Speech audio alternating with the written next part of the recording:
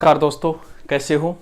सबको जय भीम। 14 अप्रैल है इसलिए उनको सत सत नमन और आपको सबको उनके जन्मदिन की हार्दिक बधाइयाँ। ठीक है दोस्तों, अपने क्या चल रहा था? महाजनपद कंप्लीट हो गए। हाँ, वो एक छोटा सा बता देता हूं। देखो, कौशल की राजधानी अयोध्या थी, लेकिन उसी एनसीईआरटी बुक में लिखा है कि बुद्ध काल के समय उत्तरी कौशल की राजधानी तो साकेत थी और दक्षिणी कौशल की श्रीवस्ती थी। तो ये थोड़ा सा ध्यान रख लेना, ये बुद्ध काल के समय है, वैसे कौशल की राजधानी अयोध्या ही थी। ठीक है, अब हमें पढ़ने हैं कौन से? राजस्थान के जनपद। बहुत इजी है, आराम से बता दूंगा मैं, यही याद हो जाएगा, कोई टेंशन लेने की जरूरत नहीं है। 10वीं की क्लास में पहले भारत के जनपद दिए गए हैं, उसके बाद राजस्थान के जनपद दिए गए हैं। ठीक है, वैसे राजस्थान में कई जनपद है, लेकिन 10वीं किताब में से 3 या 4 दिए। तो पहले तो मैं वो बता देता हूं जो 10वीं किताब में दिए, जो 10वीं के बच्चों के लिए, और फिर मैं पूरा डिटेल बता देता हूं बाकी के लिए। चलो देखो, महाजनपद तो समझ गए। पहले तो हम वो देख लेते हैं जिनका संबंध राजस्थान से भी है और उन 16 महाजनपदों में भी आते। बताया था मैंने कि 3 छोड़ दिए थे उस समय। एक तो ऐसा जनपद है जो पूरा का पूरा ही राजस्थान में 16 जनपदों में, कौन सा? मत्स्य। और आज तक रीट में जो प्रश्न आया है वो यहीं से आया है, मत्स्य से। और सब जानते हैं कौन सा क्षेत्र आएगा? जयपुर आ गया, अलवर आ गया, भरतपुर आ गया। इसके आसपास का क्षेत्र किसमें था? मत्स्य जनपद का। और यह फैला हुआ था चंबल नदी, इधर जांगल और इधर सरस्वती नदी तक फैला हुआ था ये मत्स्य जनपद। ठीक है, इसकी राजधानी थी विराटनगर। बस यही प्रश्न आता है बार बार। अब ध्यान क्या रखना है? मत्स्य जनपद की राजधानी विराटनगर थी, मत्स्य संघ की राजधानी अलवर थी, जिसका जिक्र हम करते हैं एकीकरण में। तो वो ध्यान रखना, आपसे पूछ क्या रहा है, मत्स्य संघ पूछ रहा है या मत्स्य जनपद पूछ रहा है। इसका जिक्र महाभारत में भी आएगा।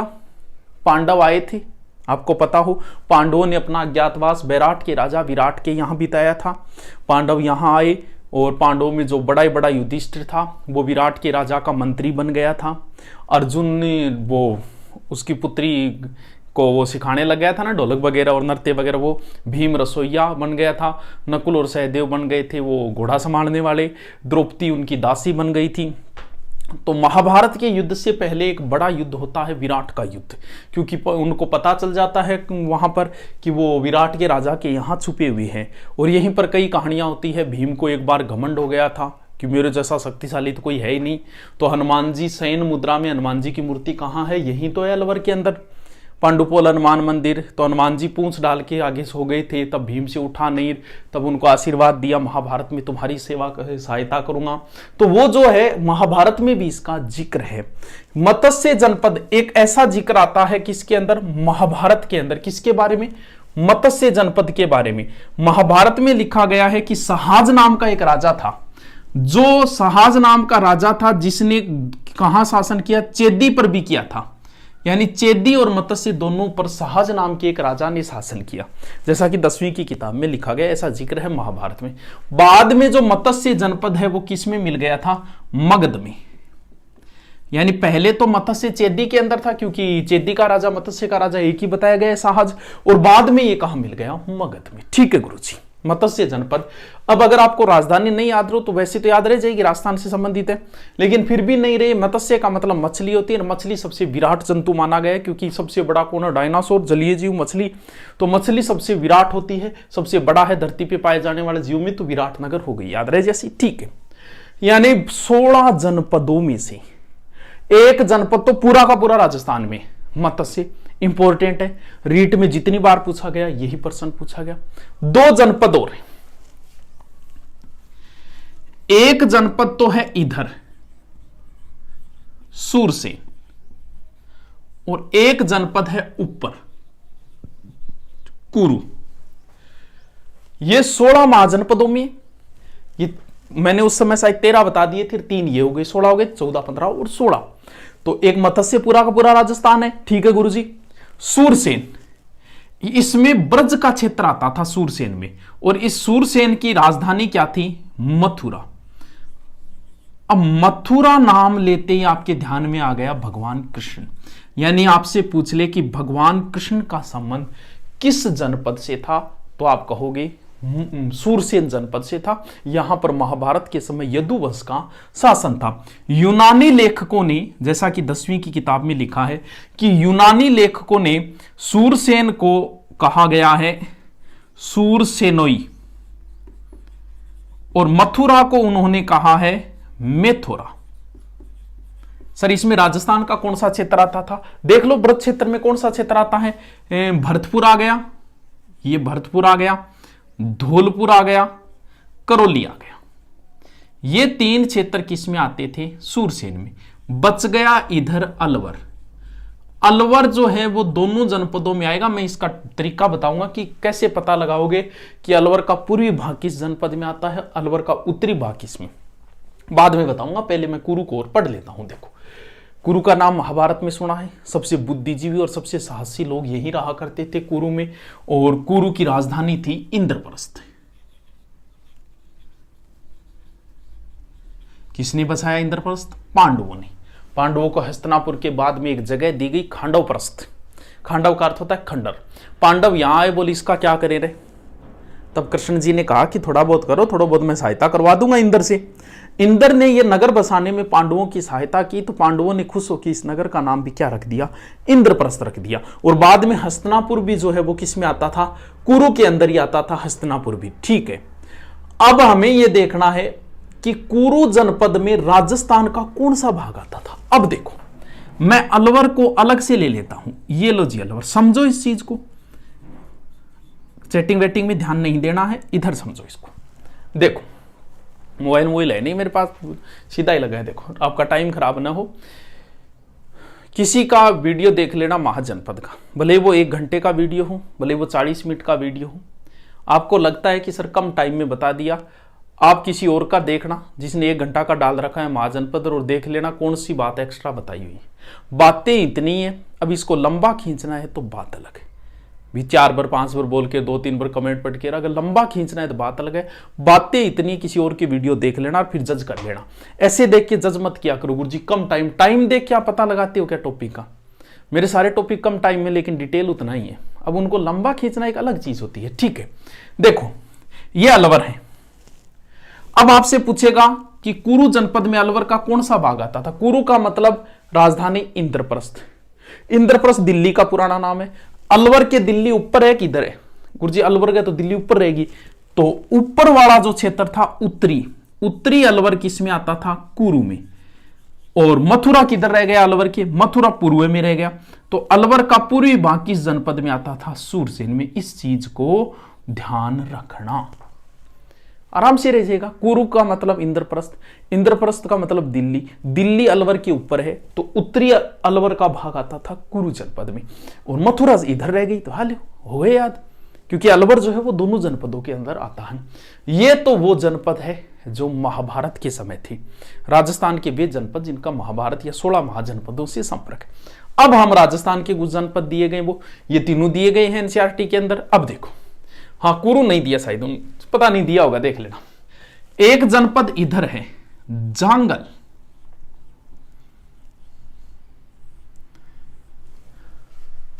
कई जगह इसे कुरु जांगला, क्योंकि कुरु से इसका संबंध था, और भाद्रे जांगला भी कहा गया है। इसके अंदर क्षेत्र कौन सा आता था? बीकानेर आता था और आपका जोधपुर आता था, और इसकी राजधानी थी अहिछत्रपुर। अहिछत्रपुर चौहानों की भी प्रारंभिक राजधानी थी, और जांगल की भी राजधानी अहिछत्रपुर, जो वर्तमान में नागौर। याद रखना जरूरी है इसको। बीकानेर राजाओं ने शासन किया जांगल क्षेत्र पर, तो बीकानेर के राजाओं को जांगलधर बादशाह कहा जाता है। कई बार पूछ लेते जांगलधर बादशाह, और जय जांगलधर लिखा हुआ है बीकानेर के राजाओं के या राज्य के अंदर।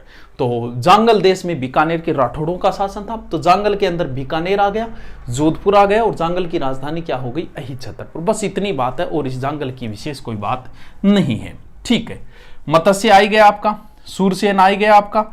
अब 3 जनपद है, जिसमें से एनसीईआरटी में तो दिया हुआ है एक ही। उन 3 जनपद, वो जो जनपद है वो कब बनी? देखो कब बनी। सिकंदर का आक्रमण हुआ,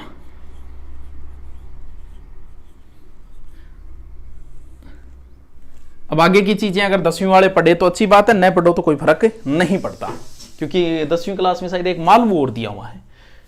गुरुजी सिकंदर की 2 बात बता दो, बता देते हैं, कभी आपने पढ़ा ही नहीं होगा, महान शासक वहां है। चलो जिक्र करते हैं। सिकंदर जो है वो फिलिप का बेटा था, फिलिप द्वितीय का बेटा था सिकंदर, सीरिया का शासक था। और छोटी उम्र में ही इसने, क्योंकि इसका गुरु बड़ा प्रसिद्ध व्यक्ति था अरस्तु, सबने सुना है भाई अरस्तु का नाम, राजनीति में सबने सुना है ना, अपने भी बोलते हैं ना एक राजा को, जाटों का प्लेटो, अरस्तु, राजनीति में होशियार था अरस्तु, और राजनीति वाले अरस्तु का नाम जानते ही हैं। तो अरस्तु इसका गुरु था, जिसका अरस्तु जैसा गुरु हो वो महान तो होना ही है। और इसने छोटी उम्र में ही सोच लिया था विश्व विजेता बनने का, विश्व विजेता का सपना देख लिया था। तो फिर चलो रवाना होते। इसकी माँ कहते हैं कि एक जादूगरनी थी, एक बार इसके पिता फिलिप ने इसकी माता के साथ सांप को सोए में देख लिया, डर गया था, और ऐसी कहानियां आती है, हो सकता है ये अवतार होगा कोई। तो सिकंदर ने सपना देख लिया था भारत विजय का, और सिकंदर के घोड़े का नाम था ब्यूकोफेलस। सर वो क्यों बताऊं? अरे फेमस घोड़ा है, चेतक घोड़े की तरह फेमस घोड़ा है। भारत अभियान के समय घोड़ा मारा गया था, इसके नाम पर सिकंदर ने एक नगर भी बसाया था। तो घोड़े का नाम था ब्यूकोफेलस, थोड़ा सा याद रखना अच्छा लगेगा, ब्यूकोफेलस ब्यूकोफेलस। तो सिकंदर रवाना हुआ है भारत विजय के लिए 326 के लमसम। तो सबसे पहले इधर किसको जीता इसने? ईरान, फिर एशिया माइनर से प्रवेश किया इसने, ठीक है, सीरिया पे आया, फिर मिस्र, अफगानिस्तान, और फिर भारत में इसने प्रवेश किया कौन से दर्रे से? खैबर दर्रे से। और खैबर दर्रे से प्रवेश करते, क्योंकि भारत यहां तक फैला हुआ था। और सबसे पहले एक राजा आगे आके खड़ा हो गया, जिसे कहा जाता है पोरस का राजा, जिसका नाम आपने सुना होगा। पोरस का राजा जो है वो स्वाभिमान के लिए जाना जाता था। सिकंदर और पोरस के राजा के बीच में एक घमासान युद्ध हुआ, और उस युद्ध को इतिहास में कहा जाता है हाइडेस्पीज या विदस्ता का युद्ध।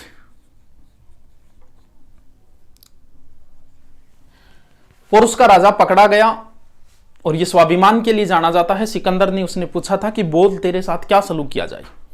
तब इसने कहा था कि एडिया रगड़ या दुश्मनी निकाल ले, भाई समझ रहा है तो गले लग, और दुश्मन समझ रहा है तो फिर हसरत निकाल ले। तेरे तू वही कर जो एक दुश्मन दुश्मन के साथ करता है। और सिकंदर ने खुश होकर इसको छोड़ दिया था, ऐसी कहानी आती है। तो पोरस का राजा है, पोरस स्वाभिमान के लिए जाना जाता है, पोरस का राजा। तो पोरस के राजा के बीच में एक युद्ध हुआ, विदस्ता का युद्ध। और इसके बाद में सिकंदर जो है, ये नदियों का क्रम आएगा, नदियों का क्रम आएगा। तो नदियों को पार करते हुए झेलम, रावी, और फिर पहुंचा कौन सी नदी के पास? व्यास नदी के पास। 326। अब व्यास नदी पे पहुंचते ही सिकंदर की सेना ने आगे बढ़ने से मना कर दिया, क्योंकि नदियों के बीच में उनका जलीय सेनापति होता है। सिकंदर का जलीय सेनापति था निर्याकस। कई बार पूछ लेते हैं ऐसे क्वेश्चन। ये सिकंदर का शॉर्ट में बता रहा हूं, लेकिन सिकंदर की सारी बातें आ जाएगी इसमें, ताकि सिकंदर के बारे में भी आपको पता चले। निर्याकस इसका जलीय सेनापति था। ये तो जलीय मार्ग से गया था, सिकंदर वापस उसी मार्ग से गया था। सिकंदर ने बहुत समझाया, लेकिन वो बोले भैया हमारी हिम्मत नहीं है, हम आगे नहीं जाएंगे। और व्यास नदी को पार करने से सिकंदर की सेना ने कर दिया मना। तो यहां पर सिकंदर ने अपनी विजय बोल फिर कभी आएंगे भारत विजय के लिए। और यहां पर सिकंदर ने 12 वेदिकाएं बनाई थी। इस विजय के उपलक्ष्य में यहां कुछ दिन रुका था सिकंदर। और फिर अब मैं जो बात बता रहा हूं, सिकंदर के आक्रमण के समय 3 जातियां राजस्थान में आई। कौन कौन सी? सीवी, मालव और अर्जुन आए। अब इनका जिक्र हम करेंगे बाद में, पहले सिकंदर को मैं समाप्त कर देता हूं। अब सिकंदर वापस रवाना हुआ। वापस जाते समय भी इसका युद्ध हुआ, रावी नदी के किनारे तो आते समय हुआ था कत्था जाति से। वापस जाते समय 33 वर्ष की उम्र में सिकंदर की मृत्यु हुई। कहां? बगदाद के नजदीक एक जगह है बेबीलोन। यानी इस आदमी ने मात्र 33 वर्ष की उम्र में विश्व विजेता बन गया था। इसलिए कहते तो जियो तो भले ही कम, लेकिन इतना अच्छा जी लो कि लोग याद करें। विवेकानंद जी का उदाहरण है, सिकंदर का उदाहरण है, ये ऐसे ही उदाहरण है इतिहास में। सिकंदर विश्व विजेता बना। इसकी कुछ ख्वाहिशें थी कि मरने के बाद उन सारे जो डॉक्टर है ना उनको ले आना, ताकि जनता देख सके कि जब मृत्यु आती है तब कोई डॉक्टर नहीं बचा पाता, और जब मैं निकलूं तब मेरे हाथ बाहर निकाल देना, और जितना भी धन मैंने कहते ऐसी कहानियां थी कि जितना भी धन मैंने कमाया वो रास्ते में डाल देना, ताकि पता चले मैंने इतना पाप किया, ताकि पता तो चले लोगों को कि मौत आती है तब धन भी साथ में नहीं ले जा सकता। दुनिया छोड़ चली जब सिकंदर दोनों हाथ खाली थे, सारी दुनिया पे की हुकूमत मगर आज दोनों हाथ खाली थे। कुछ दिन बाद कब्र पर किसी ने आवाज दी, शहंशाह सिकंदर है। आवाज आई अंदर से, यहां तो शहंशाह ही शहंशाह है। तो सिकंदर की मृत्यु हुई कहां पर? बेबीलोन से। अब प्रश्न कई बार इतना ही पूछा जाता आपके लेवल पे, सिकंदर की सेना ने किस नदी को पार करने से मना कर दिया? व्यास। और भारत में सिकंदर कितने माह तक रहा था? 19 माह तक। ठीक है गुरुजी, आगे चले। ठीक है, अब इन 3 जातियों का, पहले यह जाति पंजाब साइड में रही होगी, कौन सी? सीवी, क्योंकि इसकी राजधानी थी शिवपुर जो वर्तमान में पाकिस्तान में है, और फिर यह राजस्थान में आई होगी, और राजस्थान में इस क्षेत्र में आ गई थी सीवी जिसकी राजधानी क्या हो गई? नगरी, जो वर्तमान में क्या है? चित्तौड़। तो सीवी जनपद की राजधानी क्या है? नगरी। मालव और अर्जुनाइन, क्योंकि मालव और अर्जुनाइन लगभग एक जगह ही है, टोंक के आसपास। तो कई बार पूछ लेते हैं मालव जनपद कहां है, तो टाबर करिया जान मालवा क्षेत्र वो है, इंग नजदीक हाड़ोती नहीं। मालव जो जनपद है वो था अजमेर और टोंक के आसपास, अजमेर प्लस टोंक के आसपास। और मालव जनपद की राजधानी थी मालव नगर, जिसे वर्तमान में बोलते कारकोट नगर। अर्जुनाइन भी यही है, मालव के नजदीक। अब आपने पूछा होगा, जैसे एक पर्सन आपको याद है क्या, राजस्थान का टाटानगर, गुरुजी रेड टोंक है, तो टोंक यही तो आ गया मालव जनपद में। आपसे पूछेंगे कि सर्वाधिक सिक्के किस जनपद के मिले, इसमें भी कोई समस्या नहीं है। सिक्का ने के बोले रिपिया, रिपिया ना आपा बोला माल का, यार तेरे को तो माल बहुत है, रिपिया माल को मतलब मालवा, मालव। यानी सर्वाधिक सिक्के राजस्थान में किस जनपद के मिले हैं? मालव जनपद के। लास्ट एक जनपद यहां है गंगानगर हनुमानगढ़ में, जिसका नाम है योद्धे जनपद। एलियो जी, रीट में राजस्थान के जनपद लगते हैं, 1 नंबर का प्रश्न है, इससे बाहर नहीं जाएगा। ठीक है दोस्तों, क्योंकि है इतने। तो ठीक है, हो गया आपका जनपद, राजस्थान के भी कंप्लीट हो गए। इसके आगे 10वीं की क्लास में दिया है मौर्य काल, बीच वाले काल गायब कर दिए गए हैं। हरियक वंश शिशुनाग मौर्य दिए, तो मौर्य हम पढ़ लेंगे। ठीक है दोस्तों, धन्यवाद।